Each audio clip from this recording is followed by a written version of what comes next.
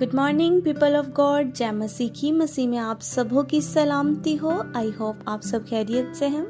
खुदा बाप का शुक्र करते हैं कि इतना खूबसूरत दिन एक और उन्होंने हमारी ज़िंदगी में हमें मुहैया किया कि अपनी ज़िंदगी से उनके नाम को जलाल दे सकें। उन्होंने हमें सेहत तंदुरुस्ती दी है, सलामती दी, हमारे घराने को, हमारे ख़ानदान को अपनी कवरिंग में रखा।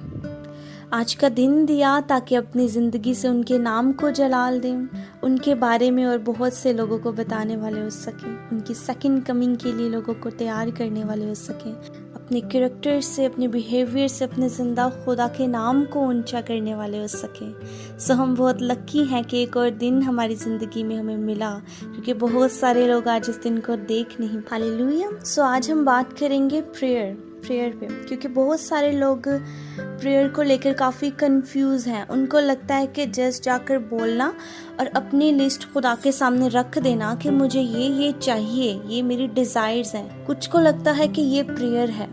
सो मैं आपको बताना चाहती हूँ ये प्रेयर नहीं है। ये आप जस्ट जा रहे हैं एंड डिमांड कर रहे हैं। प्रेयर है कि खुदा से जाके बात करना।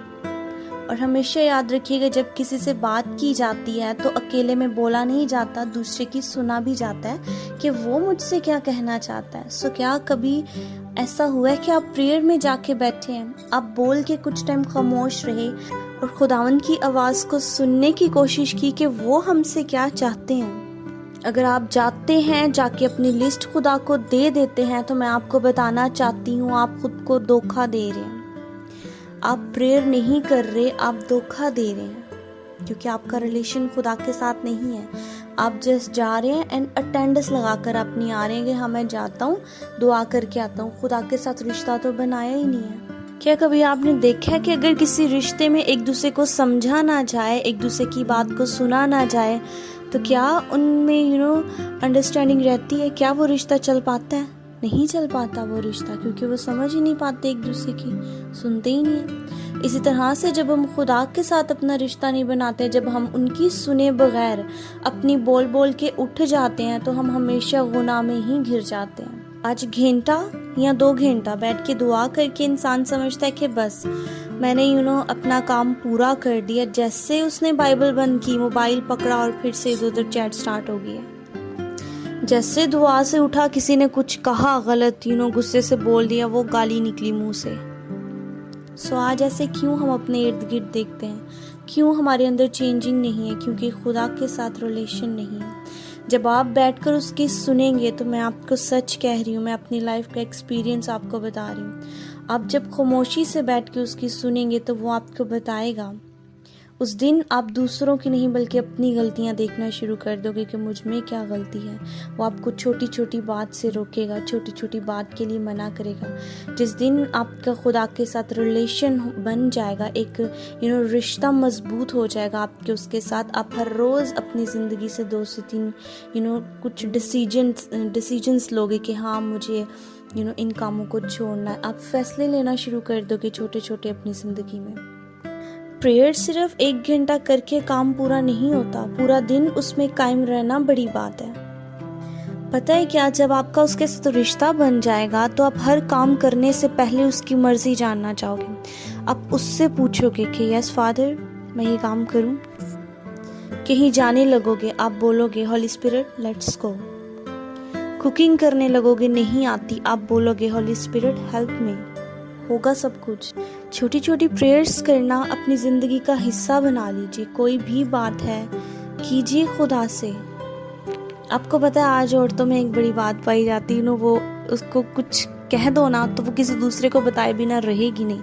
लेकिन क्या आपको पता है कि जब हम अपनी बात जो हमसे किसी ने की होती है, हम किसी और को बताते हैं तो वो चुगली होती है, लेकिन वो ही बात जब खुदा से की जाती है तो वो प्रेयर होती है। सो आप क्या करना चाहते हैं? यही जो आप बर्तन धोते धोते कुड़ रहे होते हो, दूसरों को बातें कर रहे हैं, उसने मुझे ऐसा कहा, कैसे कह दिया उसने मुझे, ये सोचने की जगह आप यही बात खुदा से कह दो, तो काम करते करते भी आप प्रेयर कर रहे हो। एक रेफरेंस देखते हैं हम, मैथ्यू 26 चैप्टर 40 वर्स। फिर शागिर्दों के पास आकर उनको सोते पाया और पतरस से कहा, क्या तुम मेरे साथ एक घड़ी भी ना जाग सके? जागो और दुआ करो ताकि आजमाइश में ना पड़ो। रूह तो मुस्तैद है मगर जिस्म कमज़ोर है। आमीन। क्या आप जानते हो जैसे तब शागिर्द यीशु मसीह को छोड़कर सो रहे थे, आज ऐसे ही खुदावंद यीशु मसीह की कलीसिया मसीह को छोड़कर अपनी स्पिरिचुअल लाइफ में सो रही है और वो दुनियावी चीज़ों के पीछे भाग रही है, लेकिन स्पिरिचुअल वो बिल्कुल डेड है, कह लो कि सो रहे हैं वो। जैसे जीसस ने तब अपने शागिर्दों से कहा कि जागो और दुआ करो, वो आज भी हमसे कहता है कि जागो और दुआ करो। मैं आपसे सच कह रही हूँ, जिस दिन हम प्रेयर मिस करते हैं हम गुनाह में गिरते हैं। ऐसा होता है, इब्लीस इंतज़ार करता है कि कब हम स्पिरिचुअल लाइफ में वीक पड़े और वो हमें फाड़ खाए।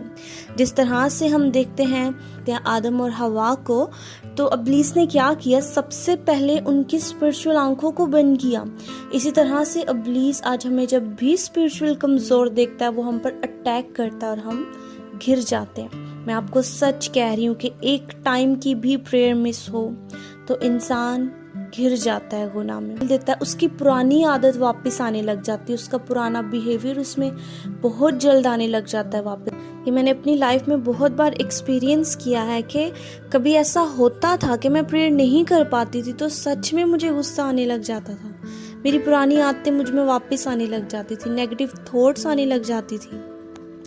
पता है, इब्लीस हमारे पाँव के नीचे है, ठीक है, वो कुचला हुआ, थका और हारा हुआ है, लेकिन उसको कभी भी इतना छोटा ना समझें। ये बात हमेशा याद रखें कि आपके आने से बहुत पहले जब दुनिया बनी थी ना, वो तब से इस ज़मीन पर है।